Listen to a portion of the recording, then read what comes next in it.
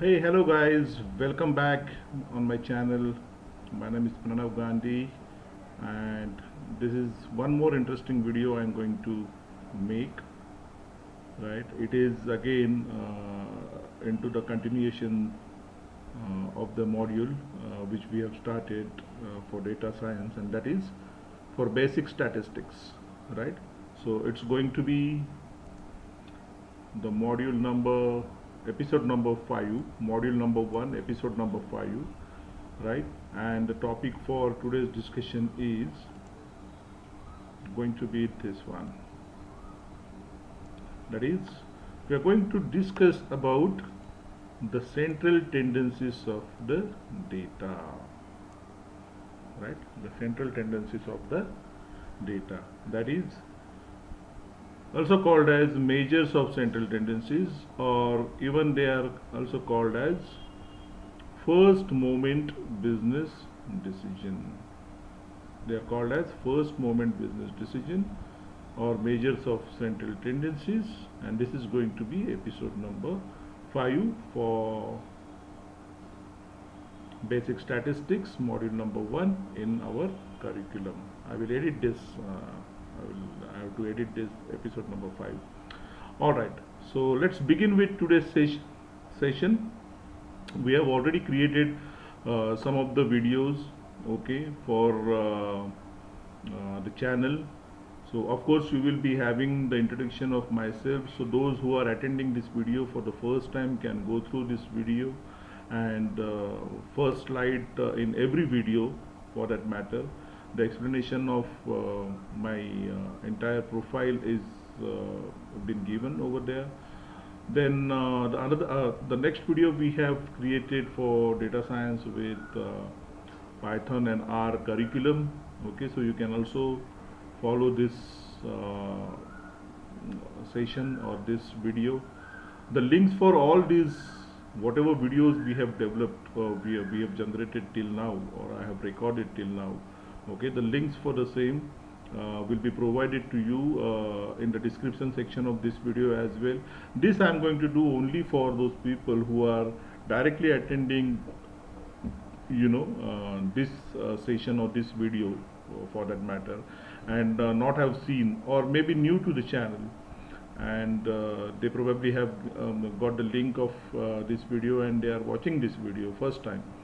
Okay, so for them, because it's going to be the continuation learning, so or learning in continuation, so you have to understand the earlier topics to understand the next topic, right? So these many topics we have covered from this module. Okay, so how to download R and R Studio we have covered, then Anaconda and Spider for Python, then for the first module basic statistics for data science. Okay, episode number 1 covers data types and other preliminaries of data. Then episode number 2 will be covering of random variable probability definitions and discussions. Then episode number 3 will be covering probability examples, probability, what is probability distribution, etc. Then the ninth video and episode number 4 is talking about what is sampling and sampling funnel, etc. for data science, and that is episode number 4. Today's episode is episode number 5, and we are going to discuss measures of central tendencies, right, which is also called as first moment of business decision, right? So why we call it as first moment of business decision or measures of central tendencies?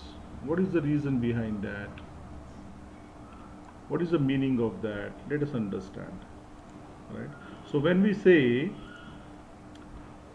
see, being a data scientist, we will be always going to deal with some data, and to work on any project, any assignments, any any job profile or something like that. We will be always dealing with the data. So whenever we have the data, we shall always. I mean, these are the part of our exploratory data analysis. Okay, what is exploratory data analysis? We are going to discuss that in detail later on, but then it's a part of EDA. So we always look at the data from we look at the data from the centrality angle, right? So what is the central tendency of the data? And we not only for data science related projects, or because we are doing it, learning it only for the data science. No, it's not like that. It's theoretical understanding we are taking right now, but we are basically using it every now and then in our life.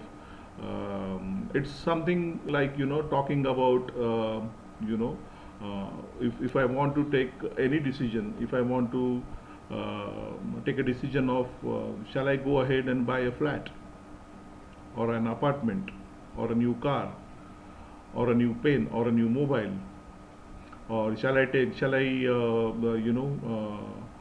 apply into this company for a new job, or maybe all sort of decisions like shall I go ahead and buy online only, or shall I go and buy it from only DMart, and why to buy DMart. So whenever these decisions making conditions comes in front of us, right? Or if you want to get an admission into a gym, so why a specific gym? If you want to go for a schooling, then why a particular school? Why not any other school? So all these questions, when you want to try and answer these questions, you will always think about the central tendencies. And majorly central tendencies will be defined by these three measures. Okay. The very first measure will be mean or average. The second measure is median, and the third measure is mode. This will be applicable most of the times for your continuous data. Not most of the time, always. It will be on continuous data. Median will be applied on your continuous data again most of the time, but median can be applied on discrete count as well.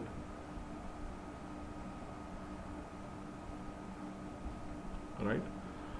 And mode will be applied on discrete data,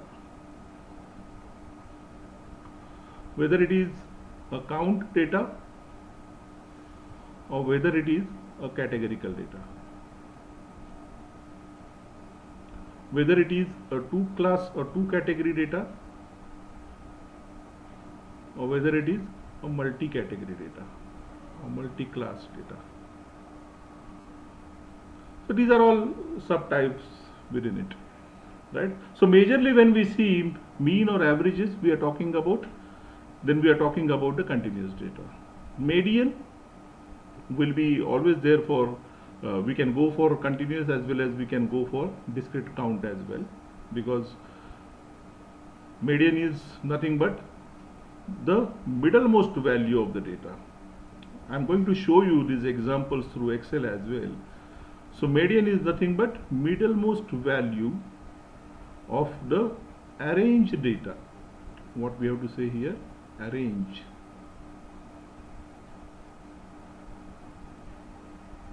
So now let us get back to all those examples which I have just given to you.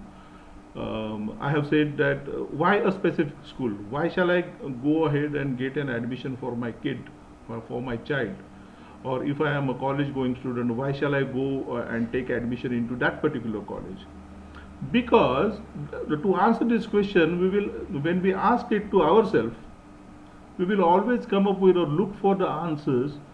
What is the average graduation rate, or what is the average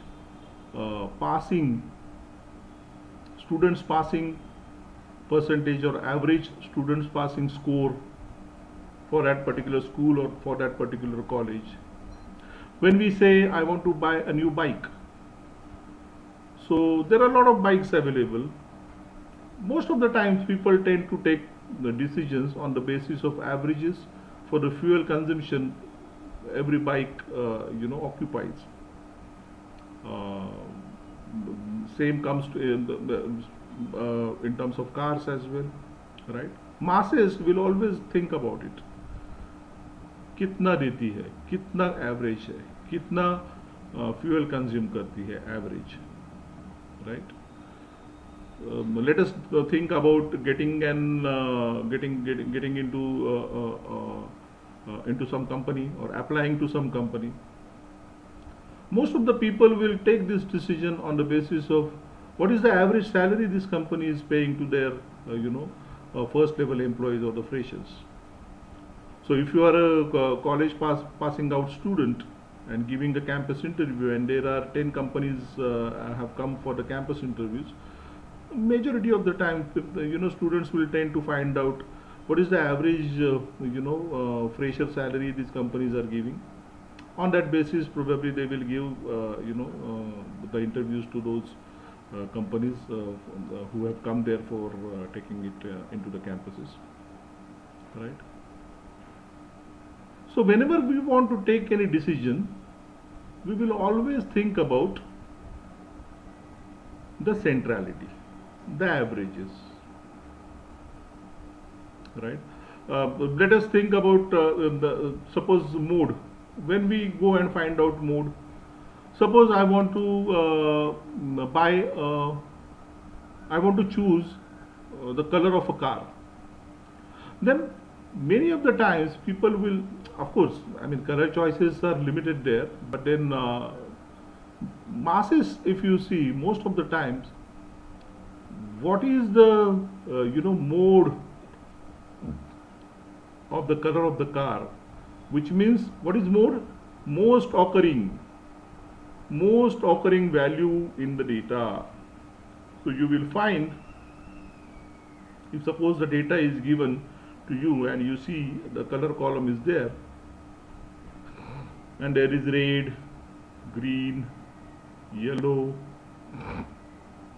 white, orange, again red, green. So some colors will be repeating in the data, right?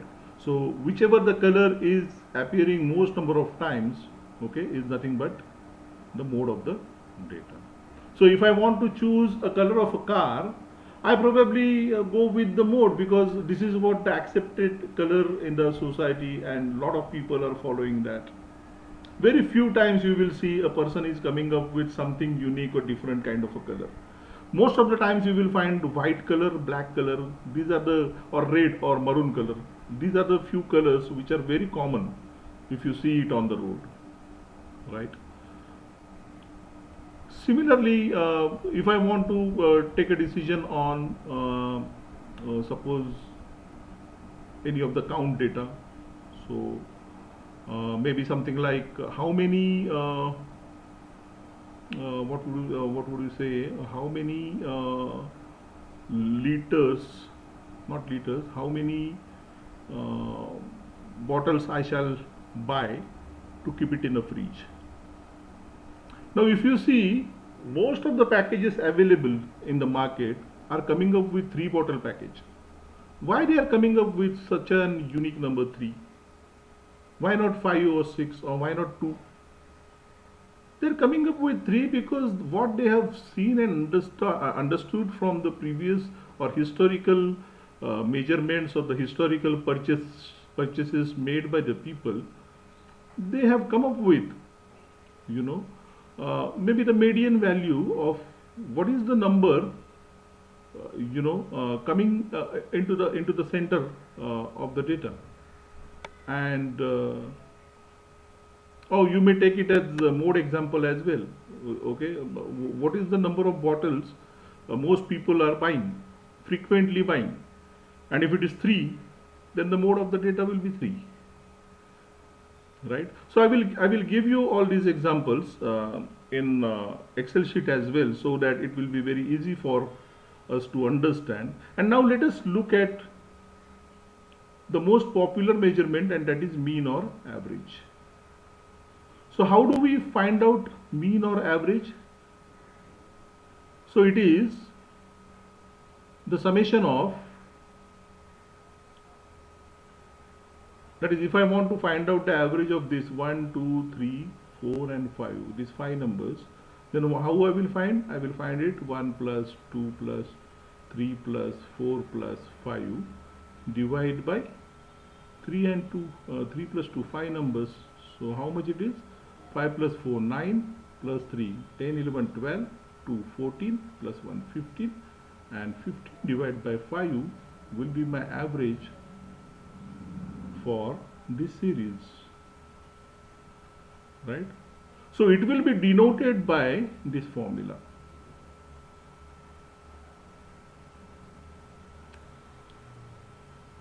Where this is nothing but the summation. This symbol denotes to summation sign. Summation is nothing but addition. And this is total number of entries in the data. So how many total number of entries in the data? 5 number of entries. That is why this is 5. And summation of all these numbers comes to 15. So 15 divided by 5 will become 3, and that is my average or mean value for the given data, right? But this definition, when we denote it with this symbol, which is called as mu, this is pronounced as, so it is like mu, or you can say mu, mu, right? So this is called as mu, and this is called as x bar. So there are two mean measurements available, or averages calculation formulas available. One will be for population. We have understood what is population in the last session. And one is for the sample. So if I want to find out the average for the population, I will use this formula. If I want to find out the average for the sample, I will use this formula. If you notice, both the formulas are same. The only difference is between this letter and this letter, and of course this and this. So the population average will be always denoted by mu. Population average or population mean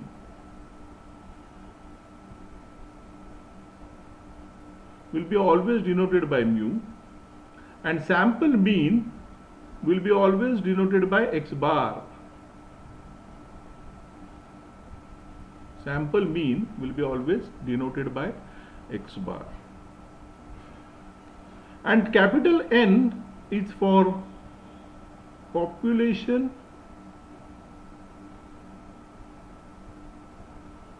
what you can say, population. So number of entries available in population, or you may say population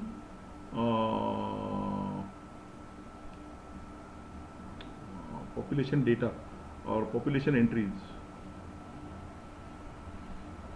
And small n is for sample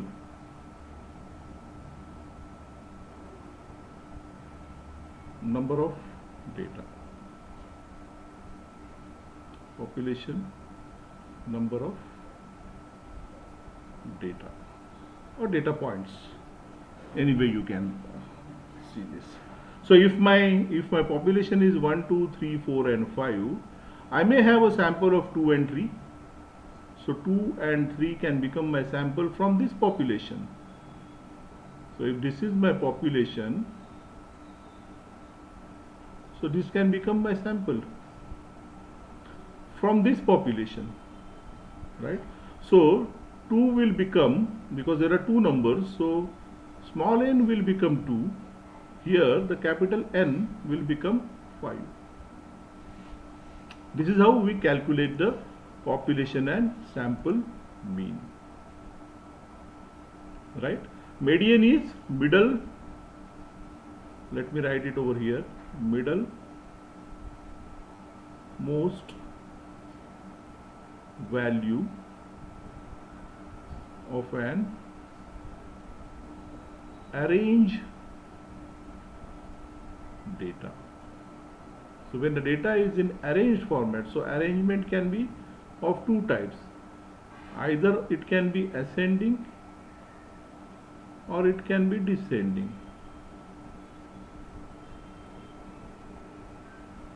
right? So data has to be arranged first, then only we can calculate the median for that data. And what is the mode? Mode is nothing but most occurring value in the data. So whichever value within the data is occurring more number of times, okay, then that value will become mode for that particular data. So let us take an example in Excel. I will show you.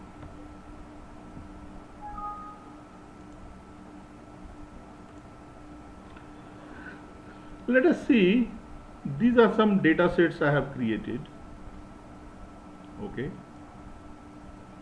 and let us focus on this data set first.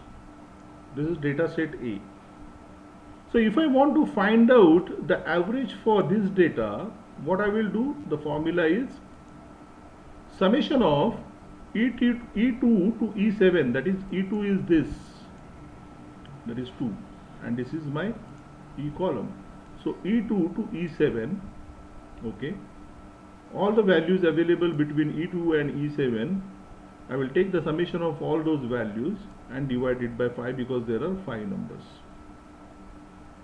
But if I want to find out the median of this data, then because this data is already in an arranged format, that is in ascending or descending order, right, then the middlemost value of this arranged data will be always calculated as median for that particular data, right? All right, so this is how we calculate the median, the middlemost value of the arranged data. Now if I want to calculate the mode, I can still calculate it for even continuous data or count data, we can calculate it. But for this, if you see, there are no values which are repeating. So had it been like this, 5 is repeating twice, then the mode for this data would have been 5, right? But in general practices, because there are already couple of measures available as far as central tendency calculation is concerned in terms of mean and median for the continuous data, most of the times for the continuous data we don't use mode as a measure to find out the centrality of the continuous data, right? It will be always either mean or median. But mode we will calculate for the discrete or maybe at times for the count data. Now this is another example. Now let us focus on this data. Now there are how many entries? 1, 2, 3, 4, 5 and 6 entries in total. But these entries are different entries than the earlier data set. So you see here 1, 2, 3, 4 and then all of a sudden 20 and 500. These are the numbers available in this particular data. Now if we want to calculate the average, obviously Excel gives us the average. You can see over here 88.33 is the average. And the median, because this is again in an arranged format, the median remains the same as 3. Now what happened over here and here?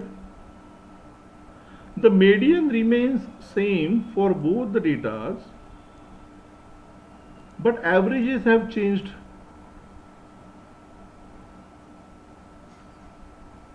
Right? So this is one observation we have made from data set A and data set B. Now let us focus on data set C. Now what happened over here? Again there are 5 values. Average have changed to 102 and again the median remains the same 3 because this data is an arranged data. Now if suppose this data is in this format like this, 500 over here and 3 over here. Now what happened? Now if I want to calculate the average for the data remains same, but what happens to the median? Here this is not the 500 is not the middlemost value over here because this is not the arranged data. So first of all I have to arrange this data. So I will either arrange it into I will sort it between smallest to largest value or largest to smallest value. Okay, so I am not expanding the selection, I am going with current selection, and you see now this data has become an arranged data. So now I can say the median for this data is 3. Now if you look at this data and this data, here also 500 is present, here also 500 is present. Okay, and here though the 500 is not present, but look at that, there are 5 numbers in all these 3 series, but there is something changed with the numbers, and because of this 520 value or because of this 500 value, the averages have changed. Now these values at times are called as outliers. These values are called as outliers. Now what is an outlier? We will see it in detail later on, but just pinpoint this, okay, or make a note of it or mark it somewhere, that there are some values which are called as outliers, right? So whenever my data is having an outlier values, I normally prefer to go for median calculation, because these outlier values are influencing my averages of the data, but they are not influencing the medians of the data, right? So that is the most important understanding over here. So they may ask, maybe in your interviews or something, why we use median as a measure when already mean is available for the continuous data type, right? So even though mean as a measure to calculate the central tendencies of the data, of the continuous data, is available, why median has been developed? Median has been developed only because mean or my averages will be affected or will be altered, right, or will be impacted because of the outlier data possibly have within the original data. And that is why if there are outliers, we normally prefer, statisticians normally prefer, or also look at, we may also say that we can also look at the median values of the data, and that makes sense actually, right? So what is basic difference, in one simple example I will let you know why it is an important measure. See, for example, if you are going to attend a campus interview, and suppose you are attending XYZ company, maybe it is an IT company, I'm not taking any name, but you can take any name, I mean Infosys, Wipro, TCS, any company for that matter. Now if suppose you come to know the average salary which that particular company is giving to their fresher employees or fresh employees is 25 lakhs per annum, and the other company is giving suppose 8 lakhs per annum. Now the company which is giving 25 lakhs as an average salary, when they have calculated their average salary, if they have considered the packages or the salaries they are giving to the experienced people, maybe 10-15 years experienced people, or maybe their managing directors and CEOs, then definitely those values are going to affect or impact the average calculation, right? So if suppose the normally if a new person is getting 25,000 as a salary,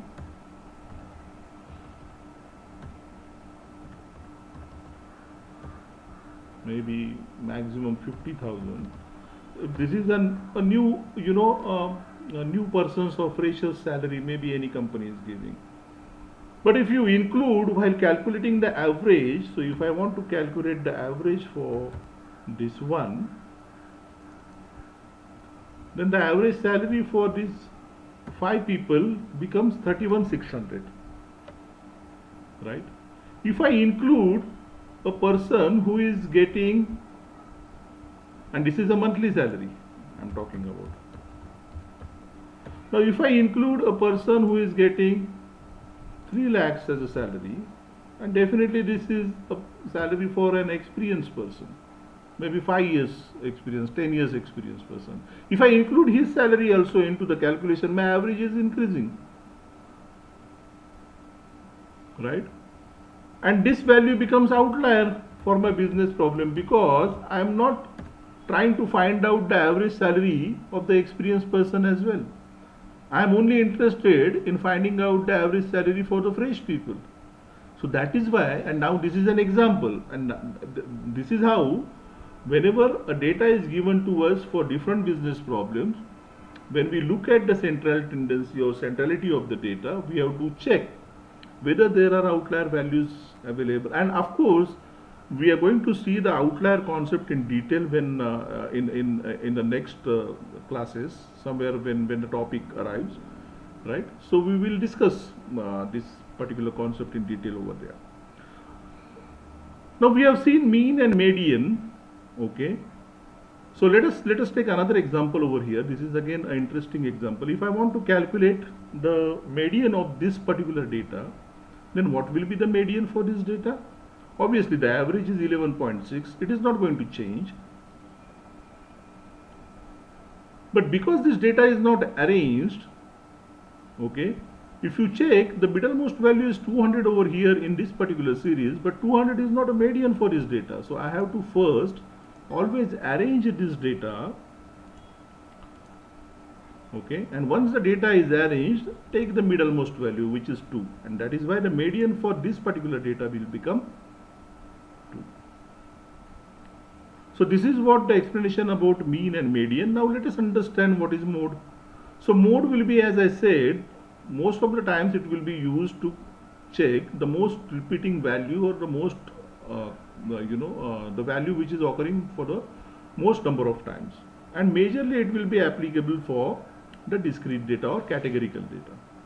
Now in this particular data series, I cannot calculate mean and median. So what can I calculate to find out the centrality of this particular data series, which is mentioned by data set E? So you can see over here, apple, mango, banana, orange, orange, mango, apple. These are the data entries available within the data set, right? So which is the most repeating value over here? So orange is repeating 2 times, mango is repeating 2 times, and apple is repeating 2 times, right? So if I want to calculate the mode, or find out the mode for this, not calculate, find out the mode for this particular data, then it becomes multimodal data, because there are 3 different values which are appearing most number of time, and they are equal. Now if I remove this apple from this list, now this list becomes, so mango is repeating twice, orange is repeating twice, banana and apple once.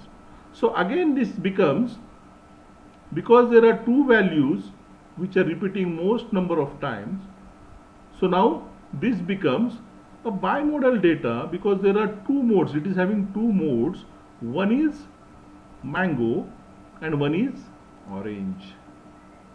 If I remove this mango value from here, and if I want to find out the mode of this data, then the mode becomes orange, and this data series is called as unimodal data.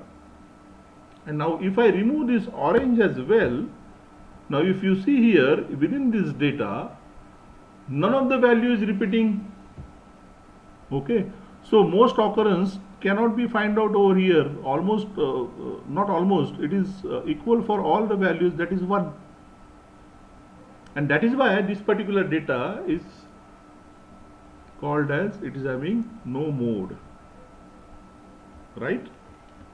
So this is how we calculate or find out the mean, median and mode for different datas.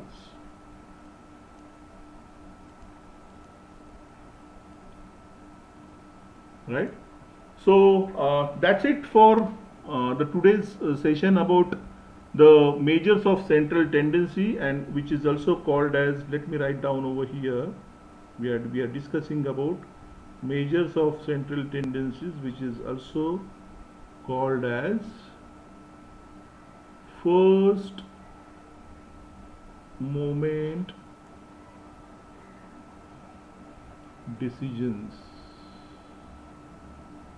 Measures for first moment decisions. When we are applying it on businesses, we call it as business decision. First moment business decision, right? So in professional environment, these are called as first moment business decision, because once we identify these measures, then only we take the major decisions in our businesses.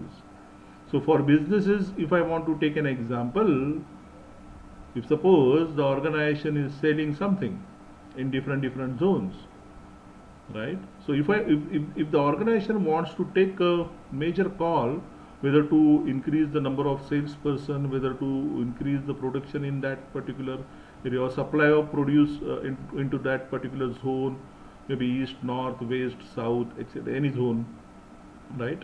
So if they want to take a call on that, if they want to take a decision on that, okay, they have to check what is the average sale that particular zone is making for which product, okay, which product is having average more sales, okay, or which product for which product the average number of people are more selling that particular product. So depending upon these averages, okay, a company can make a call. Suppose I want to make a call on or take a decision on whether I want to increase the number of people selling XYZ product in Kanpur, then what I will do first, I will first check what is the total sale they are making,